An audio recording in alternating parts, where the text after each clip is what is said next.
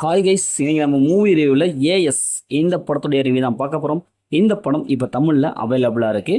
விஜய் சேதுபதி அவங்க லீடர் எடுத்து நடிச்சிருக்காங்க. இந்த படம் ஒரு ஆக்ஷன் ரொமான்டிக் மூவியாக வெளியே வந்திருக்கு. இப்போ இந்த படத்துடைய கதையை பார்த்தலாம். படத்துடைய விஜய் சேதுபதி ஜெயிலேருந்து ரிலீஸ் ஆகி மலேசியா போகிறாரு. அங்கே யோகி பாபா பார்த்த உடனே அவர்கிட்ட ஹோட்டலில் வேலை செய்கிறாரு. இப்படி வேலை செஞ்சுட்டு இருக்கும்போது ஹீரோயினை பார்க்குறாங்க, பிடிச்சி போய் ஏதோ லவ் பண்ணுறாங்க.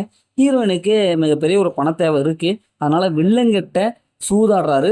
சூதாடி ஓரளவுக்கு வின் பண்ணிடுறாரு. ஆனால் வில்லன் விஜய் சேதுபதியை ஏமாற்றி கடனாளி ஆக்கிடுறான். அதுக்கப்புறம் விஜய் சேதுபதியோடைய பாஸ்போர்ட்டை பிடுங்கி வச்சிடறான். இப்போ இறுதியில் விஜய் சேதுபதி அந்த பாஸ்போர்ட்டை மீட்டு எப்படி வில்லங்கிட்ட தப்பிக்கிறாங்க, இறுதியில் என்ன ஆச்சு அப்படிங்கிறதான் இந்த படத்தோடைய ஆன்லைன்.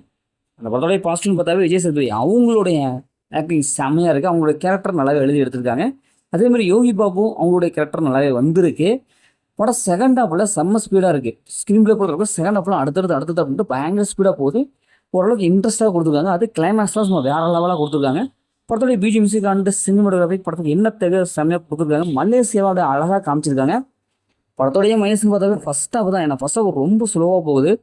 இன்னும் வந்து நம்மளை இம்ப்ரெஸ் பண்ணியிருக்கலாம். ஏன்னா பார்த்து பழக்கப்பட்ட அதே சீன் தான். ஏன்னா ஃபஸ்ட் ஹாஃப் பார்க்கும்போது ஒரு சில டைம் என்னடா அது செகண்ட் ஹாஃபும் நல்லா இருக்குமா இருக்காதான் அப்படிங்கிற ஒரு கேள்வி நம்ம மனசில் எழுது. ஏன்னா அந்த அளவுக்கு ரொம்ப சொதப்பிச்சிட்டாங்க.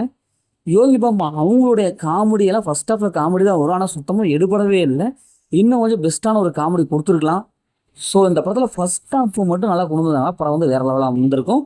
இந்த படத்தை ஃபேமிலியோட பார்க்கலாம். படத்தில் அந்த மாதிரி சீன்ஸ் எதுவுமே இல்லை. மொத்தம் இந்த படம் இப்படி சூப்பராக சொன்னாங்கன்னா இந்த படம் ஒரு ஒன் டைம் வாட்ச் அப்படி தான் நான் சொல்கிறேன். ஓகே, இதேமாதிரி அடுத்த ஒரு புதிய மூவி ரிவ்யூ சந்திப்போம்.